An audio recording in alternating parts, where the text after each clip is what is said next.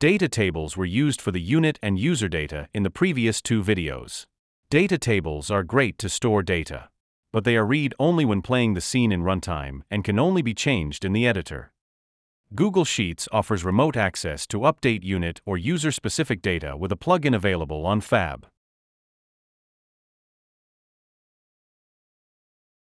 Search for Real-Time Data Table for Unreal Engine. You have to buy this plugin. It is relatively cheap as most products on Fab. Once you are here, also search for File SDK Blueprint. This is a free plugin that lets you print lists and reports from within Unreal. This will be used to export the data from the UI3 data tables so they can be imported as Google Sheets. The plugins will be available in the Epic Games Launcher once you acquired them in Fab. Install them to the engine version that the multi-user project is made in. Then, as a final step, add them to your project. Go to Settings, Plugins. Search for Runtime, find the Runtime Data Table plugin and enable it. Search for File SDK and enable it as well. A restart is required to activate the plugins.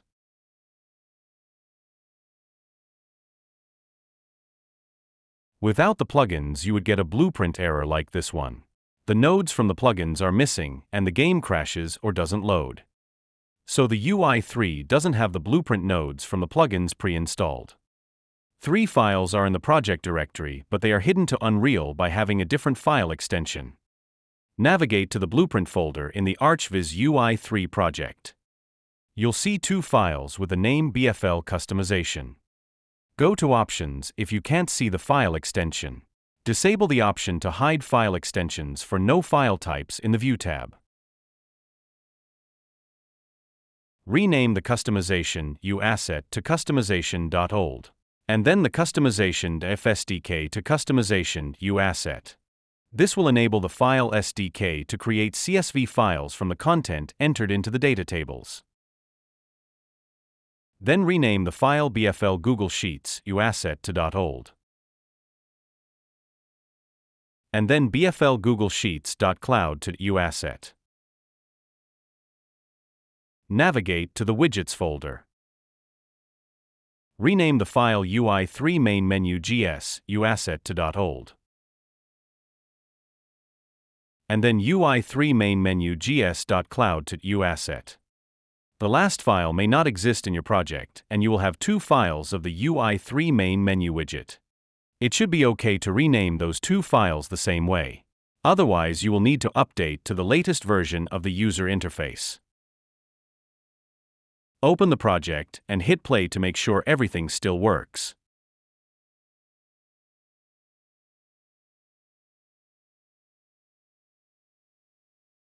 Open the Google Cloud Console at cloud.google.com. Log in with the Google account that you want to use for your projects. You can join for a free trial if you do not have an account yet. Click on the blue link to open the console. Search for more in-depth tutorials if you're having problems with the Google Cloud. First, you'll need to have a project. Click on the project link to select or create a project. The project can be used for any Unreal project. From the main menu, go to API and Services and then to Credentials. Create a service account inside the project view. My project already has one. Fill out the information to add the account, set the role to owner, and click Continue and Done. The service account appears now in the list. Click the 3 dots for actions and choose Manage Keys.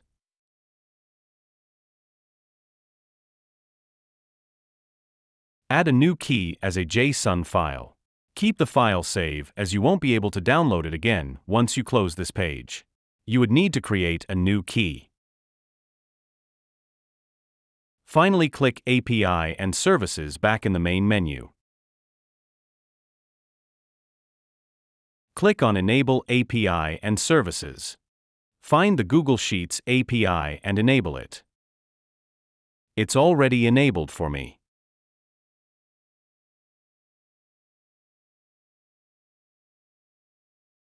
Now that the File SDK plugin has been enabled, the data previously entered into the data tables can be exported as CSV files. Open one of the unit levels, like UI3 MUP L1P. Select the info map to temporarily add the data table widget. Untick the option to use Data Table for the menu layout.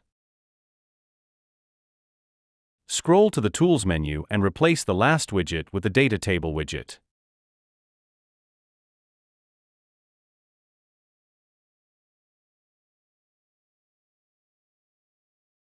Save and run the level.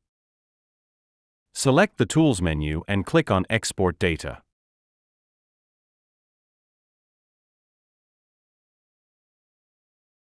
Then revert the changes to the menu and save again.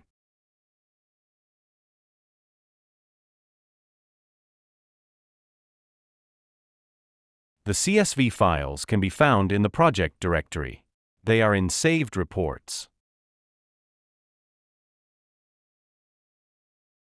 You can open them in Excel, but don't save any changes so they can be imported into Google Sheets.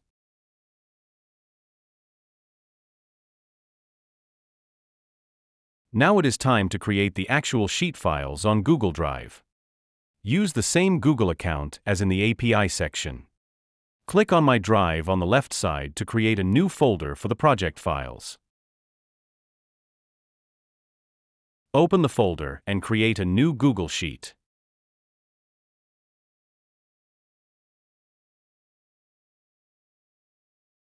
First, import the units.csv file from the Reports folder of the project. Select Upload, then Browse, and navigate to the folder.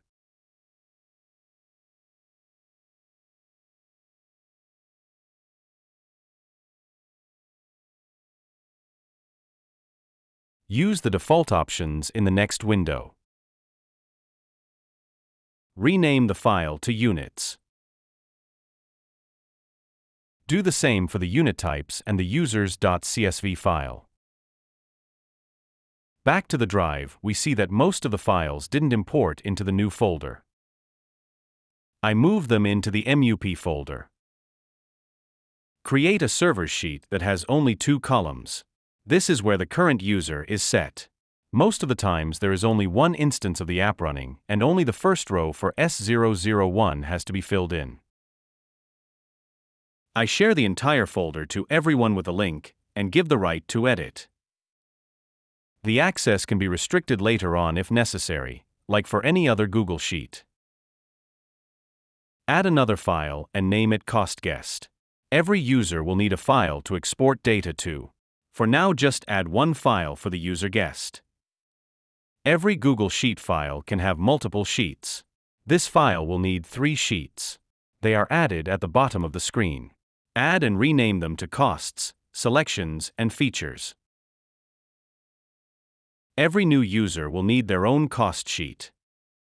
Drive now has the following files in it. The user sheet has guest as the first user. The user ID is U001. Open the servers file and make sure that server S001 has the user ID set to user U001. The game will look up the user ID from the server.csv file and set the username accordingly. Additional users can be added to the users sheet. The active user is set in the servers sheet. Users aren't managed within the app by the users themselves to avoid problems by overwriting or deleting other users' data.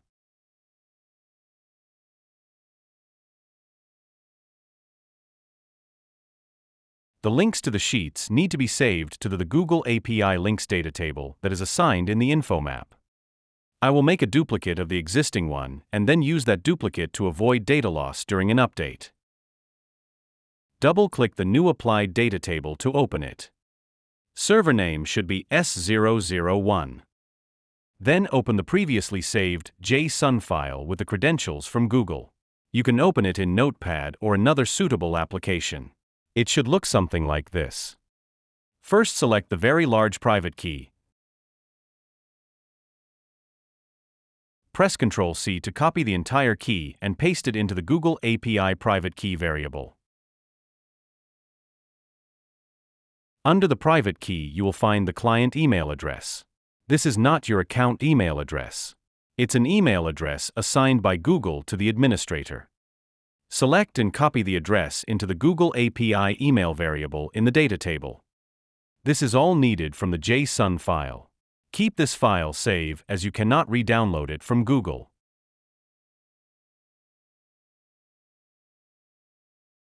Next are the shared links for the Google Sheets. Go back to the shared Google Drive folder. Start with the server's link. Right-click the sheet and select Copy Link. Check if everyone with a link can edit the sheet and click Done. The link list array in the data table has 4 elements. Element 0 is named Server. Paste the link you just copied into the sheet link variable field. Go back to Google Drive and copy the user's link next. This link goes into the second array. Units and unit types go into the arrays 2 and 3.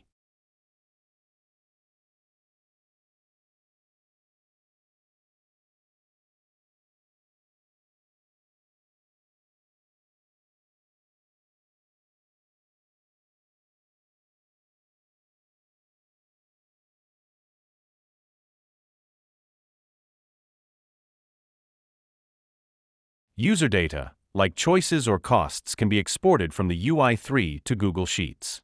Every user will need its own cost sheet to export to. The links will be stored in the user's sheet. I am checking the documentation for the correct column names and add those columns to the user's sheet. Costs GID, Selections GID, and Features GID are the Google IDs of the individual sheets, and cost sheet is the shared link to the sheet itself. Open the cost guest sheet that previously has been created for the guest user. Open the user's sheet and place them side by side. Select the Costs Sheet tab on the bottom of the Google page. The GID of that sheet can be found in the address bar. If you can't see it, the GID is 0. Then select the Selections Sheet tab on the bottom of the page. Copy the GID from the address bar and paste it into the Selections GID column in the user's sheet. Do the same for the Features Sheet tab. Finally, get the shared link for the Cost Guest file from Google Drive and paste it into the Costs Sheet column. This project only has the guest user. You'll need to add the links to the other users' cost files if your project has more than the guest user.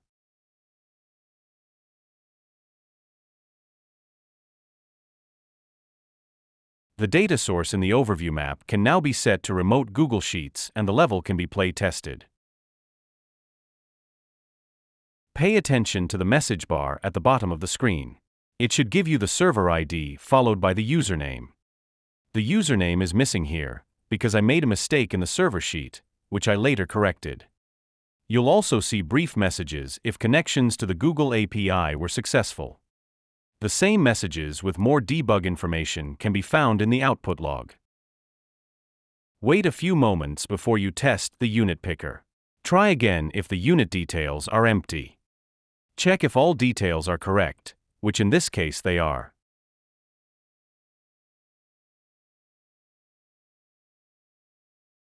Open one of the unit levels, like UI3 MUP L1P.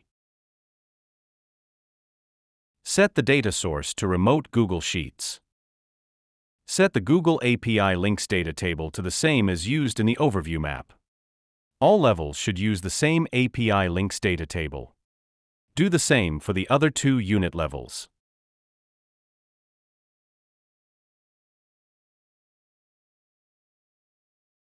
Then go back to the overview map and run it.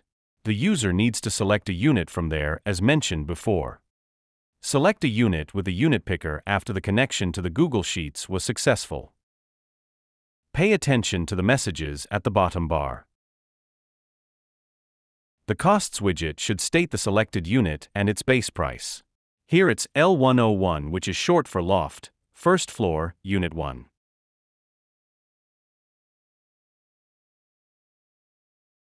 Open the data table assigned to the main menu layout data. All unit levels are using this data table for the menu layout. Look for the Tools menu. The last widget in the list is the Inventory list. Replace it with the Google Sheets widget.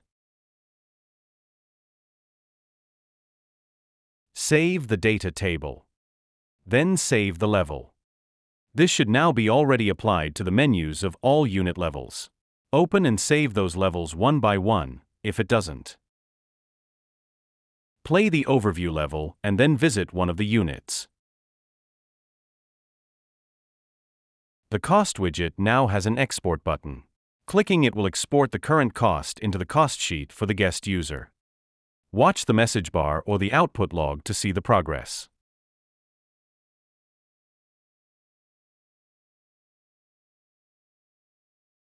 Go to the Google Sheet Actions widget in the Tools menu to export the current user selections and the last selected color scheme. The message bar and output log should confirm the successful export of the features. This includes the selections sheet as well. You can see the exported data in the cost sheet file on your Google Drive.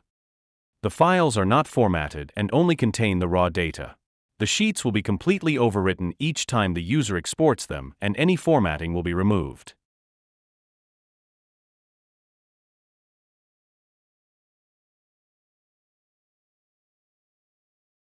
This concludes this tutorial.